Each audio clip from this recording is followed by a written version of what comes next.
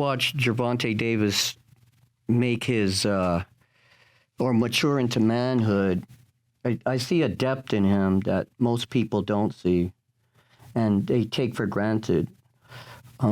I see that he's deep in how he has an exit strategy for boxing and how compassionate he is to the legacy that's going to be behind him.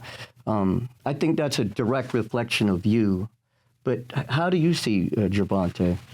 Well, I look at him as the key of the youth. You have me and you have him. Two different worlds, but the position that he's in is to wake the youth up because they have so much to give, but something and all the distraction is taking them away from it. And if you look at his last interview, he said, I really want to get away from it. I'm trying to get what I got to get and get away from it. But he don't know that it's more to come from his lessons that's going to change that. Boxing is just a vehicle to actually be that voice to speak, and that's why I'm here now. You know what I'm saying? Because things happened to my life, and I kept asking my Lord, why I'm in this situation again and I ain't do anything. Right. But then when I sit back and look at the kids in Baltimore, it's just bigger than the gym. I got to come outside the gym and actually turn their life around, because in the city of Baltimore, you got a lot of kids because they don't know how to work, they don't know how to do this, they don't know that they go straight to the streets. And I was one of them kids. So my method is I got 5 kids dancing in the streets. And I say, once I turn your life around, you got to tell your story and leave what you're doing alone. But nobody don't want to talk about that. Nobody don't want to talk about that. I went away for 10 years, came back, been on the street for like 30 years. So we talking about that's close to 40 years. The same thing happened in the streets.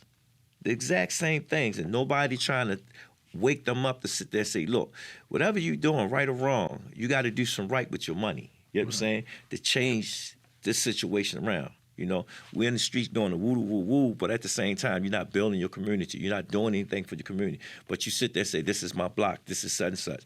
And so far, so good, it's working. They're starting to see the picture, helping them with their credits, helping them do such and such and such.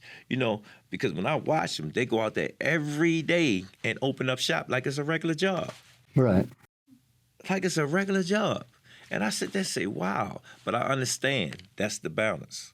Because if you took this away, what they would have. Keep it real, but nobody don't want to talk about the elephant in the room. Nobody. That's right.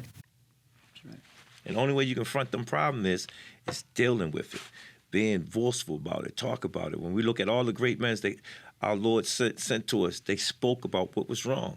We don't even see that no more. Right. We don't hear it no more.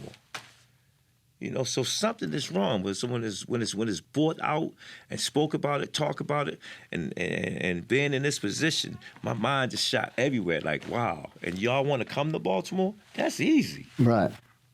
That's easy. I'm willing to put my life on the line because that's the only way we're gonna wake people up is by talking about it.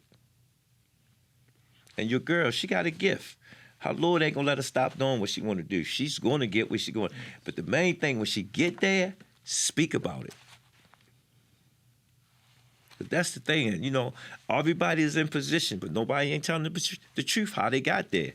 Right. Nobody. Right. And that's when you see us, when you see Tank, we telling them where we came from. This is who we are, Right. We don't hide from it because that's our DNA right now. That's where we came from. And that's what inspired people to do the right things.